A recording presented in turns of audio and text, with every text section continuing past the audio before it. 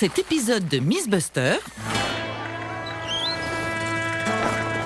dans un duel jusqu'à la mort, l'équipe s'anime pour s'attaquer à 6 clichés balistiques cinématographiques.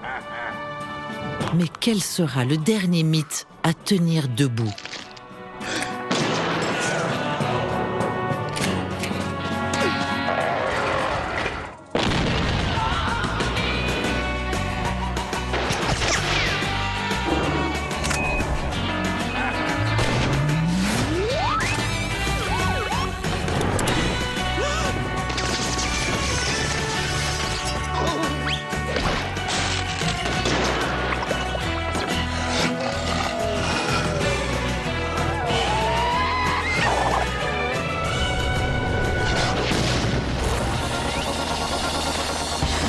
Qui sont les Mythbusters ?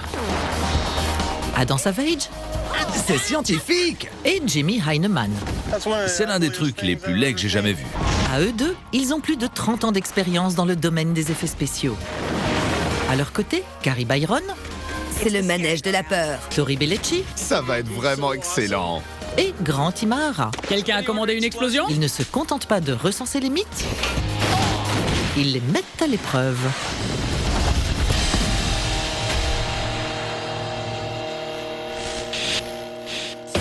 Accrochez votre cartouchière parce qu'on va s'intéresser aux balivernes balistiques. Lors d'un festin de 6 fables fabuleuses sur les armes à feu, l'équipe va sortir ses armes de déduction massive C'est pour la science. pour découvrir la vérité qui se cache derrière les balles. Et la première question dans leur quête, par quoi commencer ? Je me disais, le canon tordu. Tu vas devoir me donner un peu plus d'explications. D'accord. T'as vu ça dans 1 million de dessins animés. Un personnage attrape le fusil d'un autre et tord le canon en espérant neutraliser l'arme.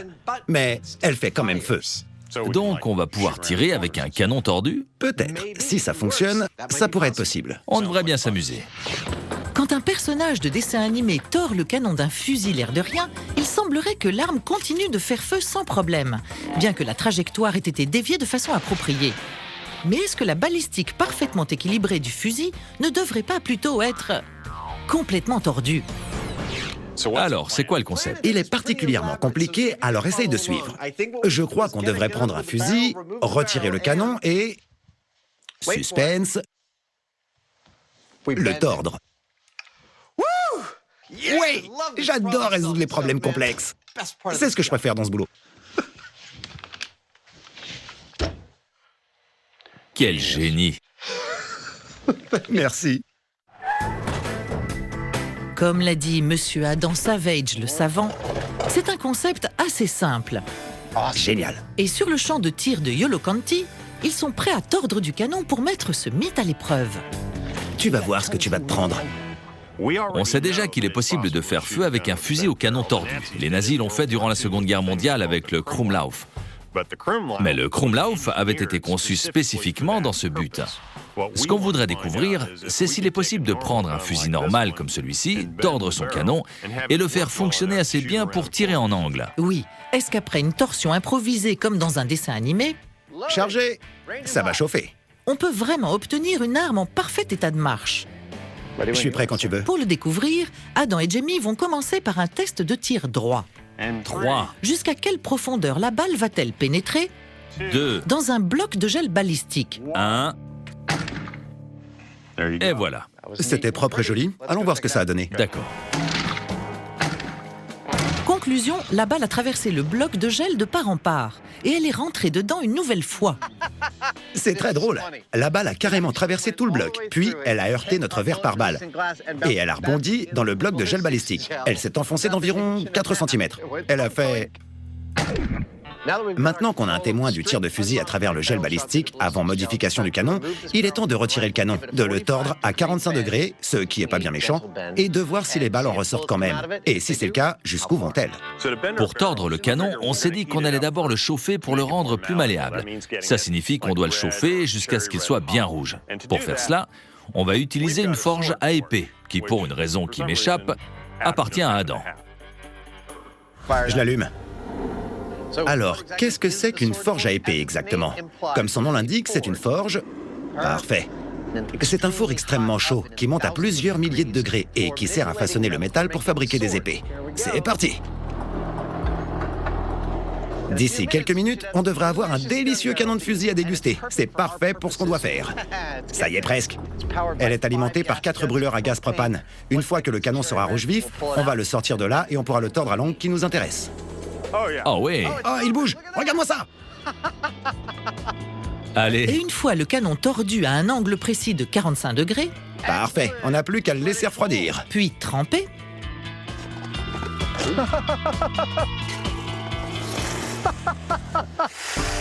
préparé et remonté, C'est parti pour le test du canon tordu à 45 degrés. 3, 2, 1, vas-y. Il a fait feu. le fusil a quand même fait feu. Mais avec quel succès?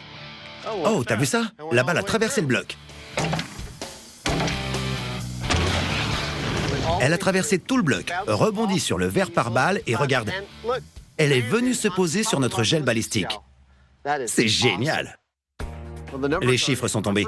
Notre première balle témoin, tirée avec le canon droit, est sortie du fusil à une vitesse de 370 mètres par seconde. Notre deuxième balle, tirée avec ça, le canon tordu à 45 degrés, a atteint la vitesse de 345 mètres par seconde. À 45 degrés, le coup reste mortel. C'est une perte d'énergie de seulement 7%. Je commence à devenir très optimiste. Tu veux le tendre plus? Ouais, allons-y.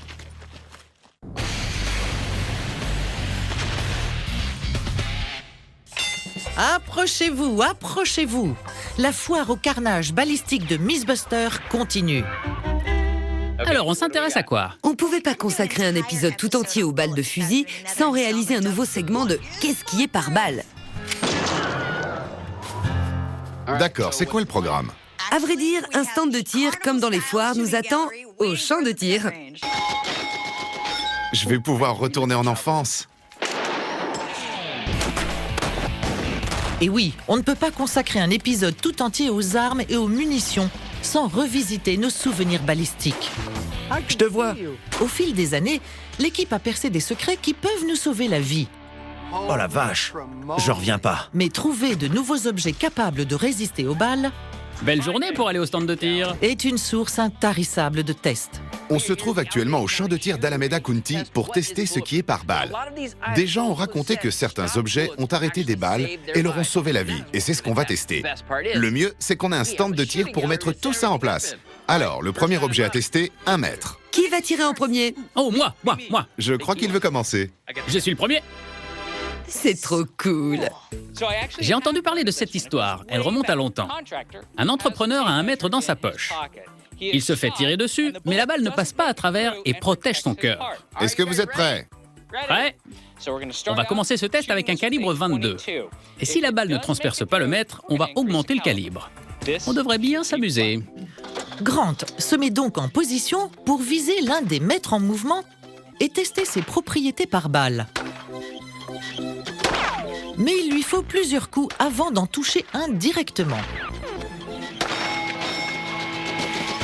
Alors, comment s'en est tiré notre maître après ce mauvais coup? Tu as tiré en plein dessus, mec. La balle l'a transpercé? Non, le maître a arrêté un calibre 22. Super, on va passer au calibre 9 pour voir ce que ça donne. Le maître t'a sauvé la vie. Jusqu'ici, c'est un succès. Mais Alors, vous êtes prêts pour un 9 mm?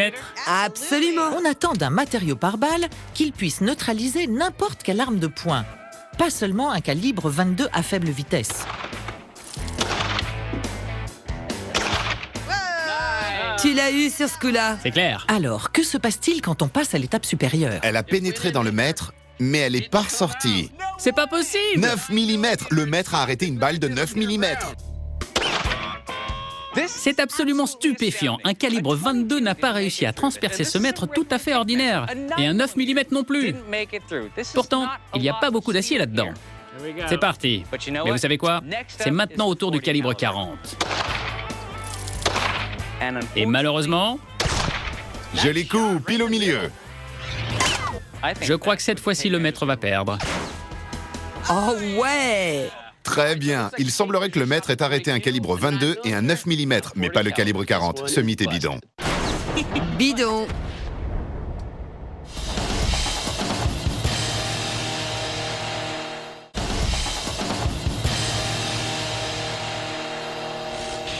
Vous regardez Baliverne Balistique, où les Mythbusters s'attaquent à une artillerie de mystères balistiques. Et à des clichés cinématographiques classiques. Alors, boutonnez vos gilets pare-balles, On va tirer dans un vide. parce qu'il y a 6 mythes à résoudre. Et après la réussite du premier test avec un canon tordu, Il a fait feu. Adam est devenu très optimiste. Je commence à devenir très optimiste. Mais Jimmy a remarqué un détail balistique intéressant, mais pas très encourageant. Seulement quelques centimètres après être sortie du fusil, la balle a commencé à dégringoler. Alors on peut dire qu'elle est très sérieusement affectée par cette torsion du canon. Je ne sais pas ce qui se passe exactement, mais je soupçonne que ça va s'empirer en tordant plus le canon. Notre premier canon tordu, celui à 45 degrés, c'était seulement une répétition pour tester notre équipement, nos machines et notre technique. Mais avec ce fusil-ci, tordu à 90 degrés, c'est là qu'on passe aux choses sérieuses. C'est mal, ça se fait pas. Tir de balle en angle. 3, 2, 1, vas-y. Hé, elle a touché le gel balistique et la boîte a sauté.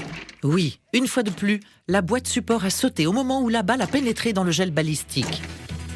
Mais est-ce que sa force de pénétration est restée la même? Regarde-moi ça. Ça reste un coup considérable. Ouais, c'est un coup important. Légèrement moins puissant que celui du milieu, mais la balle a quand même traversé tout le gel. C'est un coup mortel. C'est un résultat concluant. On a tiré une balle en angle. Notre canon tordu à 90 degrés a parfaitement fonctionné. À vrai dire, la balle est sortie du canon à pratiquement la même vitesse que lors du test précédent. Mais ça ne nous suffit pas. Non, non, non, non, non, non, non. On veut maintenant tordre ce canon encore plus pour trouver jusqu'où exactement. Et voilà, un canon tordu continue d'être efficace. Je dirais que c'est bon, il est joliment tordu. Ou jusqu'où un canon efficace peut être tordu. Les deux, je suppose. 135 degrés. Ça donne un canon sacrément tordu. Oui, maintenant que la bouche de ce drôle de fusil se trouve à un angle de 135 degrés par rapport à la base du canon, Je suis perdu là. si la balle parvient à sortir et produire un coup mortel, Ça va chauffer. le mythe aura dépassé les attentes, même les plus idéalistes. Test du canon tordu à 135 degrés. 3, 2, 1. J'ai vu la boîte sauter. Ça doit vouloir dire qu'elle est sortie. Elle est sortie, elle est entrée, Elle a traversé tout le bloc de gel. et elle est ressortie, prouvant ainsi sa force meurtrière. Je trouve ça ahurissant. Je croyais vraiment qu'arrivée à 135 degrés, elle allait traverser que la moitié du bloc de gel. Pour résumer, avec le canon droit, la balle sortait à 370 mètres par seconde. Maintenant, avec le canon tordu à 135 degrés, elle sort à 320 mètres par seconde. C'est quand même peu comme réduction de vitesse. Qui l'aurait cru? Mais est-ce que le fusil peut contrecarrer toutes les attentes et continuer de fonctionner même tordu à fond comme dans les dessins animés? Ce canon va aller jusqu'au bout, 180 degrés. Ce fusil qu'on est en train de monter va être capable de faire feu sur le tireur ou sur quelqu'un qui se trouve derrière lui. Presque. J'y suis presque. C'est bon. Ouais, ça y est. C'est magnifique. Magnifique? Oui. Absurde? Sans aucun doute. Mais est-ce qu'il va s'avérer mortel? On va le découvrir. On y est. C'est le grand pari. C'est parti. Test du fusil qui abat son propriétaire avec un canon tordu à 180 degrés. 3, 2, 1... Rien n'a sauté. L'absence d'impact physique visible n'est jamais très bon signe. Jamie, elle a traversé tout le bloc de gel balistique. Qui l'eût cru? C'est officiel. C'est maintenant mon nouvel objet préféré parmi tous ceux qu'on a fabriqués dans cette émission. Il est excellent.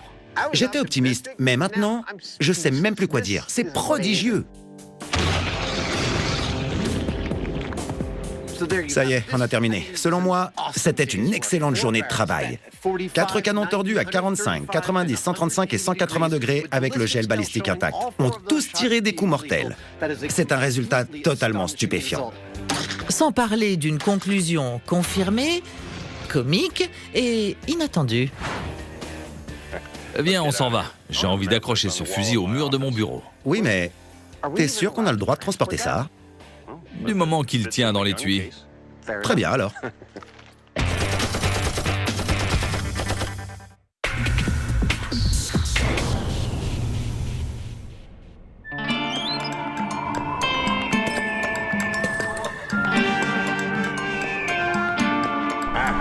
Si vous êtes lent à la dégaine, un objet anodin du quotidien pourrait bien vous sauver la vie. Mais est-ce que les nombreux mythes sur des objets soi-disant par balle sont de véritables miracles ou s'agit-il simplement de rumeurs irréalistes? Et maintenant, Tori va tirer sur des balles de golf. Ça devrait être intéressant. Selon le mythe, un mafieux jouait au golf. Et il avait une balle de golf dans la poche. Sa tête était mise à prix. On lui a tiré dessus. Et la balle lui a sauvé la vie. Test d'un fusil calibre 22 contre une balle de golf, c'est parti.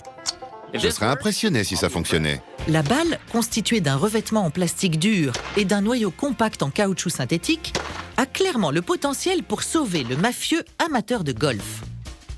On dirait bien que ce mythe est bidon. La balle de calibre 22 a traversé la balle de golf. Mais il reste d'autres candidats. Et maintenant, est-ce qu'un portefeuille peut vraiment sauver votre peau? Ah oui, j'ai déjà entendu cette histoire. Un type se fait tirer dans la poche arrière avec un 9 mm, mais son portefeuille arrête la balle. C'est ça. D'accord. On y va.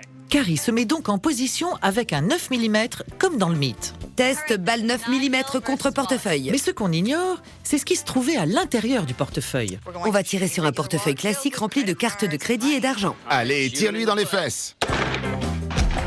Le portefeuille d'un gros richousse. Comment ça tient dans une poche?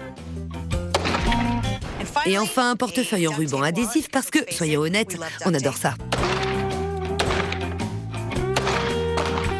Je crois qu'on les a tous faits. Allons voir lesquels sont par balle. La preuve qui pourrait confirmer le mythe, Super technique de tir. c'est dans la poche. Pour commencer, le portefeuille classique, la balle a traversé de part en part. D'accord, un portefeuille classique, ça résiste pas aux balles. Non, c'est bidon. Et maintenant, voilà le gros portefeuille. Point d'entrée, point de sortie. Il s'est pris plusieurs balles et il n'en a arrêté aucune. Voyons le portefeuille en ruban adhésif. Tout droit dans les fesses. Pas de surprise à ce niveau-là. Le portefeuille en ruban adhésif, bidon. Ils sont tous bidons. Il semblerait que le mètre soit le seul objet qui pourrait résister aux balles. Mais dès qu'on est passé à une balle à plus grande vitesse, le calibre 40, elle a traversé le mètre. Quant au portefeuille et aux balles de golf, ils sont bien loin d'être par balle. Alors ces mythes sont complètement bidons. Mais la bonne nouvelle, c'est que maintenant, on a notre propre stand de tir.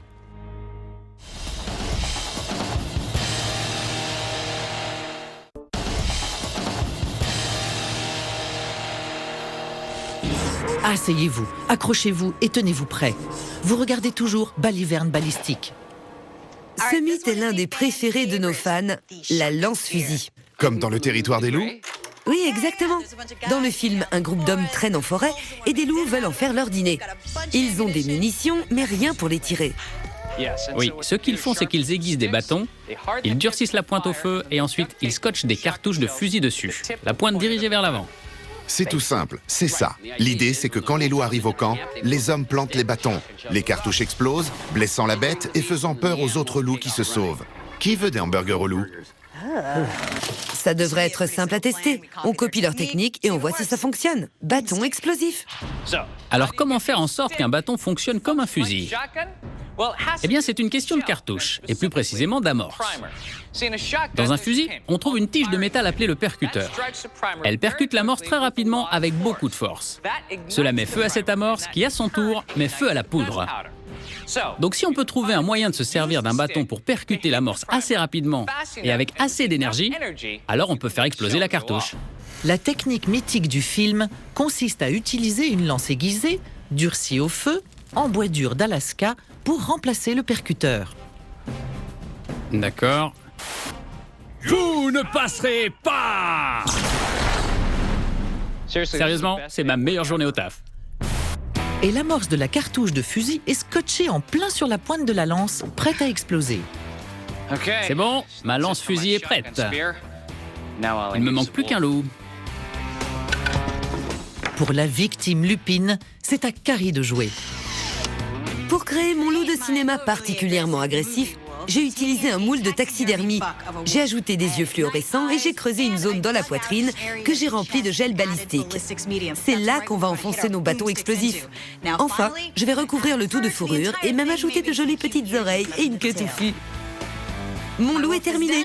Et maintenant, la touche finale, lumière!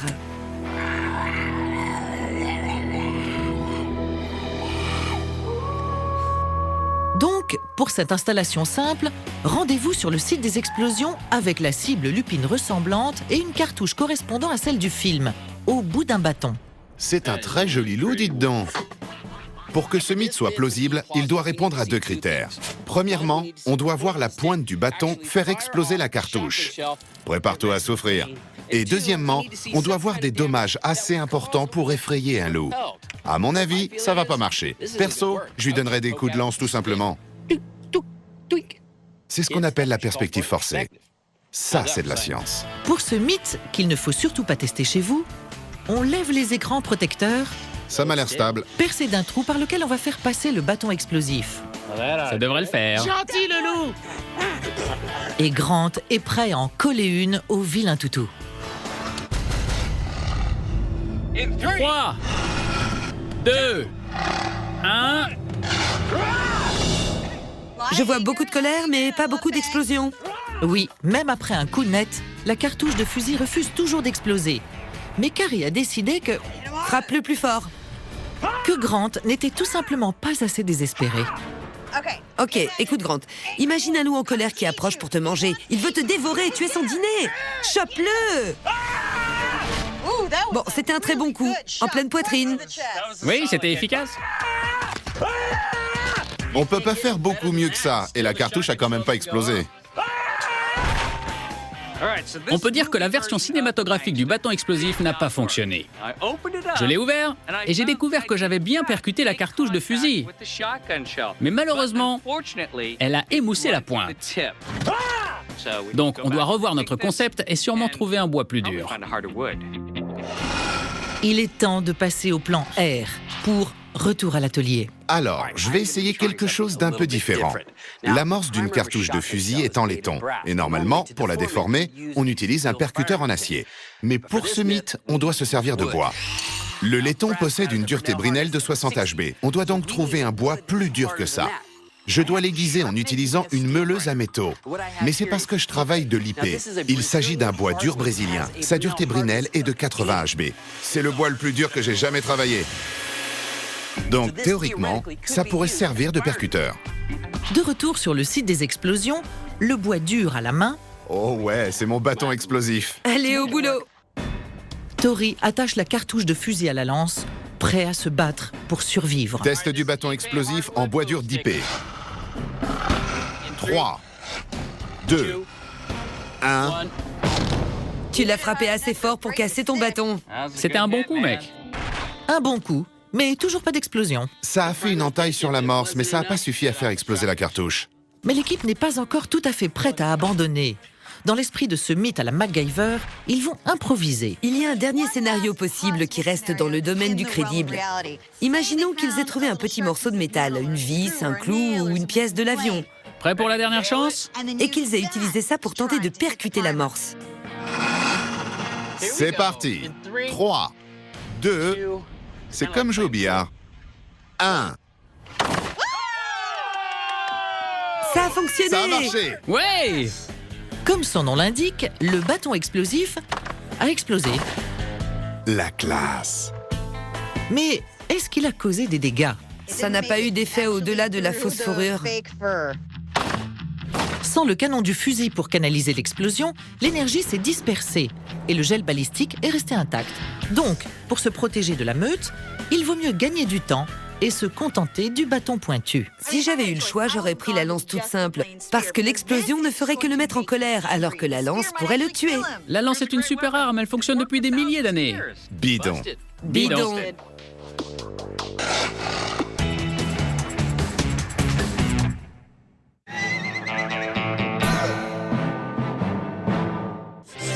Et maintenant, Adam et Jamie se rendent au bunker balistique, pour un face-à-face entre physique et fiction dans l'espace. Jamie, je crois qu'on devrait tester à quel point ce son est dissuasif. C'est très caractéristique. Carrément. Alors, on fait quoi maintenant? Eh bien, apparemment, c'est impossible de faire feu avec un fusil dans l'espace. Tu veux dire dans un vide? Exactement. Je crois qu'on doit tester ça. J'ai toujours voulu aller dans l'espace. Moi aussi. Des armes à feu dans l'espace. Qu'est-ce qui pourrait mal tourner? Bien que Hollywood veuille nous faire croire le contraire, selon la théorie dominante, une arme à feu ne parviendrait pas à faire feu dans l'espace pour 2 raisons. Premièrement, l'absence d'air et de pression atmosphérique dans le vide spatial pourrait amener la balle à se déformer. Deuxièmement, sans oxygène, l'amorce ne peut pas mettre feu à la poudre. Et pour tester ces théories, il faut que Adam et Jamie fassent feu dans l'espace, ici-bas, sur Terre. Pour faire ça, Youpi! ils vont fabriquer une chambre à vide résistant aux balles. Joli! Et même si ça paraît simple, c'est très loin de l'être. Techniquement, c'est pas très difficile à résoudre comme problème. Fabriquer une chambre à vide, c'est plutôt simple. Mais en faire une où chaque pièce pèse entre 27 et 32 kg minimum en utilisant de la colle universelle comme pour faire un grand aquarium, c'est terrifiant. Ça veut dire que mes angles et mes brides doivent être absolument parfaits pour obtenir l'étanchéité dont j'ai besoin.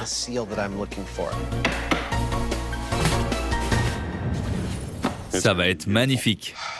J'espère bien, c'était éprouvant.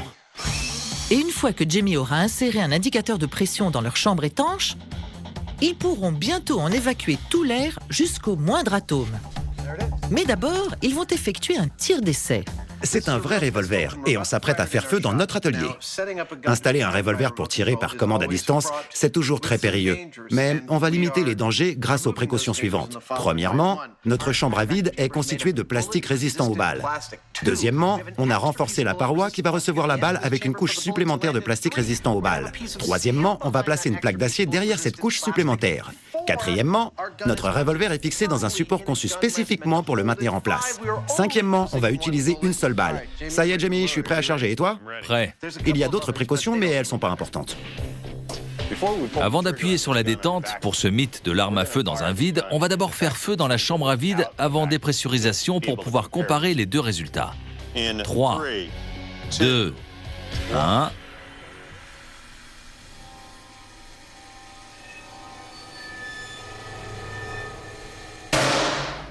Et voilà. Ça, c'était un boom. On dirait que ça a bien fonctionné. Tout à fait. Ils ont testé le mécanisme de mise à feu à distance, ils l'ont filmé à la caméra grande vitesse et ils ont un impact de balle sur la paroi du fond pour comparer. Il est temps de recharger Le revolver est prêt. Ça va chauffer. et d'aspirer l'air. Ils évacuent tout dans la chambre jusqu'au vide total. T'es prêt? Prêt. Adam a le doigt sur la détente, à distance. Allez, c'est parti. Est-ce que Hollywood va avoir son jour de gloire? Ou est-ce que, comme le mythe le suggère, le revolver va avoir un raté? Tirez au revolver dans un vide. 3, 2, 1.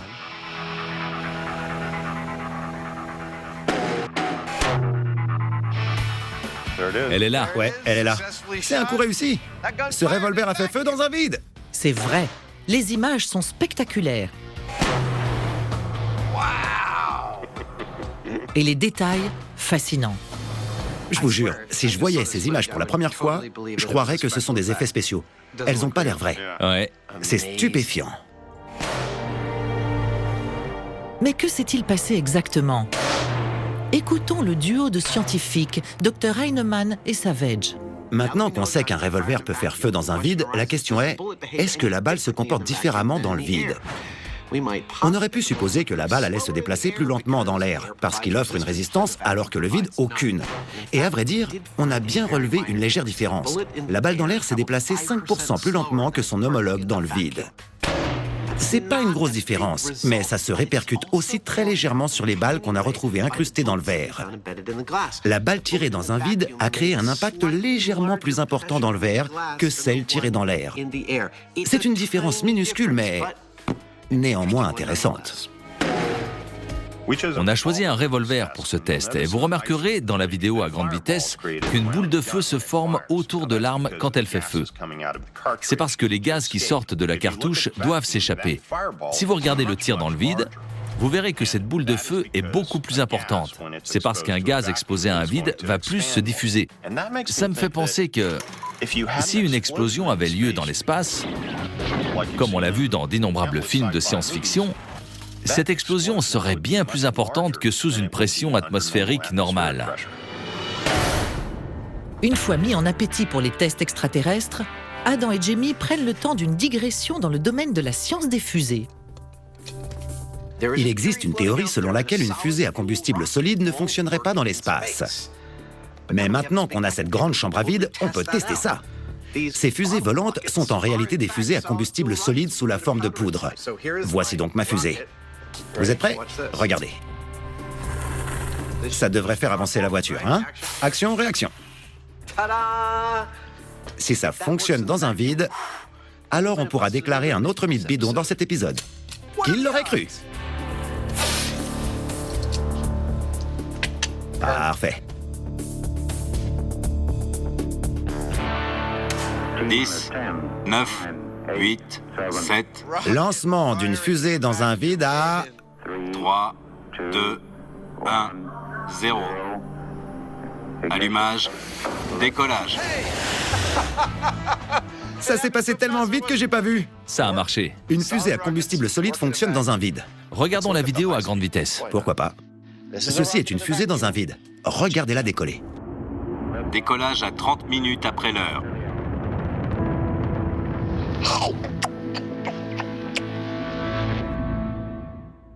Le mythe selon lequel une arme à feu fonctionnerait pas dans le vide spatial.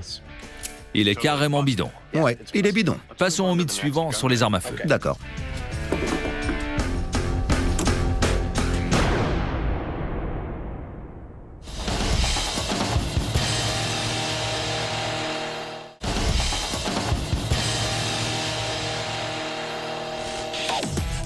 Et maintenant, Tori va s'intéresser de plus près aux lumières. Alors, Tori, tu nous as amené à la salle de tir, c'est quoi le mythe? Vous avez vu faire ça dans plein de films hollywoodiens. Quelqu'un tire sur une enseigne au néon et des étincelles volent de tous les côtés. Oui. Un peu comme ça.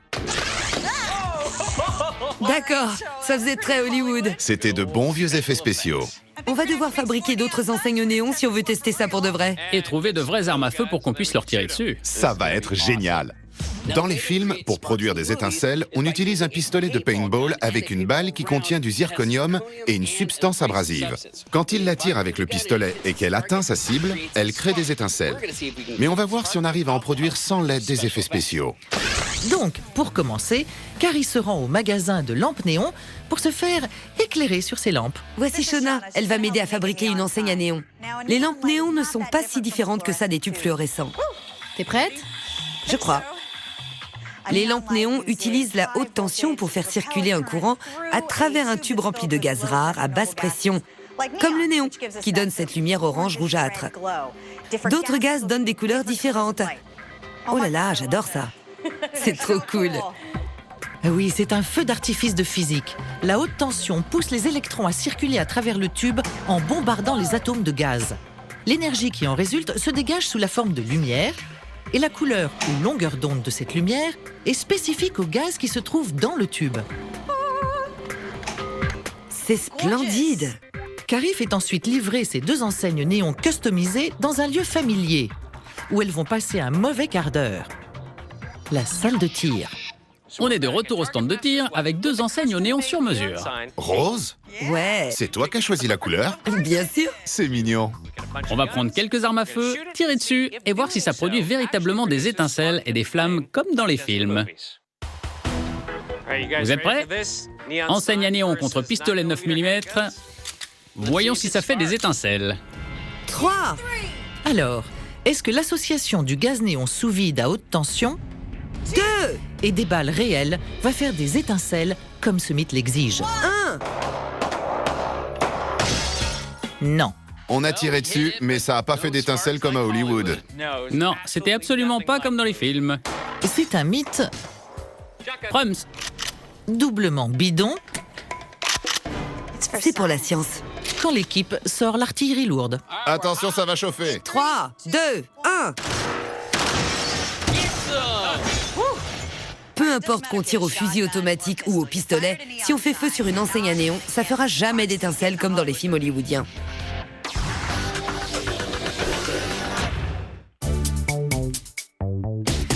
La fable filmique de Carrie, Tori et Grant n'a pas fait d'étincelles, comme l'aurait voulu le mythe. Mais il s'apprête à placer la barre plus haut, en repoussant la science et les circonstances jusqu'à leur limite. On n'a pas obtenu le résultat qu'on cherchait en tirant sur les enseignes à néon. Mais le problème, c'est qu'on n'a pas su réunir les 3 facteurs du triangle du feu. Il nous faut de l'oxygène, abondant dans l'air, une source d'inflammation et enfin un combustible. Par exemple, peut-être que vous avez un vieux transformateur comme celui-ci et qu'il a un mauvais contact comme ceci. Soudain, vous avez une source d'inflammation. Les tubes néons sont remplis de gaz rares, ce qui signifie qu'ils ne brûlent pas. Mais dans certaines enseignes, on a ajouté des impuretés pour modifier la couleur, sous la forme de gaz combustible. Donc si une balle vient frapper l'une de ces enseignes, elle libère le gaz. Et les 3 facteurs sont réunis pour créer une flamme. Donc, si ce mélange diabolique ne donne pas la moindre étincelle de vie au mythe, c'est que manifestement, il peut s'effondrer au sol. Dans quel type de magasin t'as trouvé cette enseigne? Un magasin spécialisé dans la toiture. Je crois qu'elle se moque de nous. Avec cette enseigne commandée spécialement et remplie d'hydrogène hautement inflammable, Grant réalise le pire câblage dont il est capable. Bienvenue dans l'enfer de la haute tension. Et oui, j'ai créé plusieurs échelles de Jacob.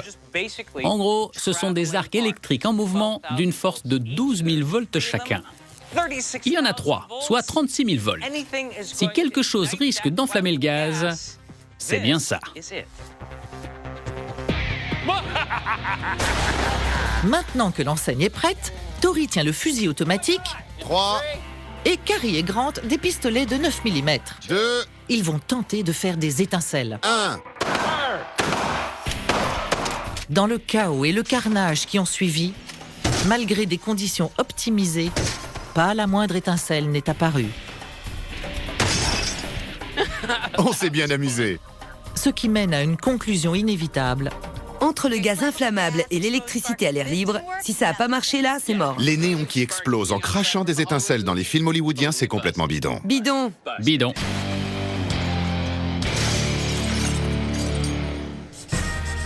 Pour la dernière balle dans la chambre des balivernes balistiques, voici un mythe qui se mange chaud. Tu sais, le type qui court pour échapper à la police à travers les cuisines à l'arrière d'un restaurant et qui décide de larguer son flingue dans la friteuse bouillonnante. Me dis pas, le flingue fait feu? Exactement. Je crois qu'on doit faire frire des armes à feu pour tester ça. Ça a l'air délicieux. Pour ce malchanceux fugitif, cette fable de flingue au fast-food s'est révélée être une catastrophe riche en calories. Mais Adam et Jamie veulent savoir s'il est possible pour une arme de faire feu dans une friteuse, ou s'il s'agit d'un mythe bien gras. Pour le découvrir, ils se trouvent sur le site des explosions pour un test brûlant. Prêt pour des armes à feu à la friture? Plutôt 2 fois qu'une. J'ai faim. Quand on veut tirer avec une arme à feu dans des conditions contrôlées, comme on l'a très souvent fait dans l'émission, généralement on se rend dans un stand de tir. Mais quand on veut le faire dans des conditions non contrôlées, par exemple en larguant une arme dans une cuve d'huile bouillante, alors il vaut mieux un endroit un peu plus isolé. Et c'est pour ça qu'on est venu ici, au site des explosions de Yolo County à Davis, en Californie. On y trouve une zone d'exclusion très large, ce qui veut dire qu'on peut y mener notre expérience sans danger. Et comme expérience, C'est bon. celle-ci est vraiment des plus simples. Une friteuse, C'est pas joli ça? un pistolet 9 mm Parfait. et de l'huile bientôt bouillante. Les ingrédients principaux de cette expérience sont assez simples et ils se trouvent tous devant vous. Il y a un cube de 30 cm en acier contenant 30 litres d'huile de colza et un pistolet fixé solidement sur un chevalet de pointage avec coulisse qui va nous permettre de le descendre prudemment dans l'huile. Qui sera chauffé à haute température grâce à mon chalumeau au propane. Comme tout le monde le sait, il est crucial pour la friture de connaître la température exacte de l'huile, ce qui va être possible grâce à ce thermocouple dont le fil est relié jusque Derrière ces écrans protecteurs où on va tout surveiller en parfaite sécurité. Comment tu es arrivé aussi vite? C'est la magie des films. T'es prêt? Ouais. Très bien. Il est temps de passer aux choses sérieuses. Et ici, il est question de faire cuire un pistolet chargé pour voir s'il va faire feu dans la friteuse. Selon les différents restaurants, la température de friture peut beaucoup varier. Mais au maximum, ça tourne autour de 200 degrés. Et maintenant, on attend. Ça, c'est de l'huile bouillante. C'est la température qu'on recherche pour larguer notre pistolet. Et la température est la clé de toute cette fusillade. Il y a très longtemps, quand les gars ont fait cuire des balles, Elles sont bien chaudes, mes balles! Venez chercher des balles bien chaudes! ils ont appris que la chaleur d'un four pouvait pousser un pistolet à faire boum. Mais maintenant, la question c'est, est-ce que l'humidité de l'huile va empêcher la détonation? C'est bon, on est à 200. J'éteins le gaz. Le pistolet est prêt, tu le descends? 3, 2, 1, C'est parti. et voilà! Et il ne se passe rien. Pourtant, on peut dire que ça chauffe là-dedans. Ça se réchauffe progressivement autour de la balle. Mais le pistolet n'est clairement pas prêt pour la restauration rapide. Je croyais qu'il allait détonner dans les 15 premières secondes. Et alors que les secondes s'ajoutent les unes aux autres jusqu'à devenir plusieurs minutes, Allez, fais quelque chose! la certitude comme quoi ce mythe allait s'avérer explosif commence à refroidir. T'es sûr que le pistolet est chargé? Oui, j'en suis sûr. Et voilà. Génial! Ça y est, c'est cuit. Oui, à point. Allons manger du flingue. Le dîner est servi. C'est la preuve, une fois de plus, que la chaleur et les munitions sont de dangereux ingrédients en cuisine. J'espère que ça vous servira de leçon à vous les enfants qui aimez faire les idiots avec la friteuse. Ça, plus ça fait pas un bon repas. Il faut faire très attention quand on apporte des armes à feu en cuisine, parce qu'on risque de se faire sauter les nuggets, si vous voyez ce que je veux dire. Je sais même pas ce que je veux dire. Ce que Adam veut vraiment dire, c'est que... Le pistolet a vraiment fait feu, comme dans le mythe. Mais ils n'en ont pas encore terminé. Ils vont recommencer l'expérience, mais cette fois-ci, ils vont démarrer à froid. Donc, notre pistolet a fait feu dans la cuve d'huile bouillante, ce qui soulève la question, quel est le seuil de température minimum pour faire détonner un pistolet? C'est ce qu'on va découvrir. On va remplir la cuve d'huile froide, on le descend, et la chauffer jusqu'à ce que le pistolet fasse feu. C'est plus qu'une question de chiffres. Alors, on en est où? Un peu plus de 70 degrés, et ça monte progressivement. Attendre qu'un objet fasse feu comme ça pendant qu'on le chauffe lentement, en attendant le point de défaillance, c'est toujours stressant. Et c'est pareil maintenant. On en est à environ 130 degrés. Il y en a encore pour un bon moment. On reste assis là à passer le temps pendant que la température grimpe lentement. À ce stade, elle avoisine les 150 degrés. Et on s'ennuie un peu. On est négligent. C'est quoi tes aliments frits préférés? Les fish and chips, Les fish and chips? quand ils sont bien faits. On surveille pas vraiment de près. On jette un œil de temps en temps. Puis, autour de 170 degrés, on sait qu'on s'approche de l'instant fatidique. Et je suis justement en train de dire à Jamie, bon, maintenant il faudrait qu'on soit plus attent. Il vient carrément de faire feu! La température était de combien? Elle avoisinait les 173 degrés. C'est l'un de ces rares moments où la réaction a eu lieu bien plus tôt qu'on s'y attendait. Waouh, c'est plus bas que ce que j'aurais cru. Je suis surpris aussi. C'était étonnant. Mais après 2 coups de feu réussis, ce qui n'est pas étonnant, c'est le résultat. Je sais que c'est sûrement évident, mais on doit juger le mythe. Pas besoin de juger quoi que ce soit. Laisse tomber ce panneau par terre et le caméraman va s'occuper du reste. D'accord. Et voilà. Pourquoi on se garde toujours de l'autre côté de la colline? Je sais pas, c'est débile.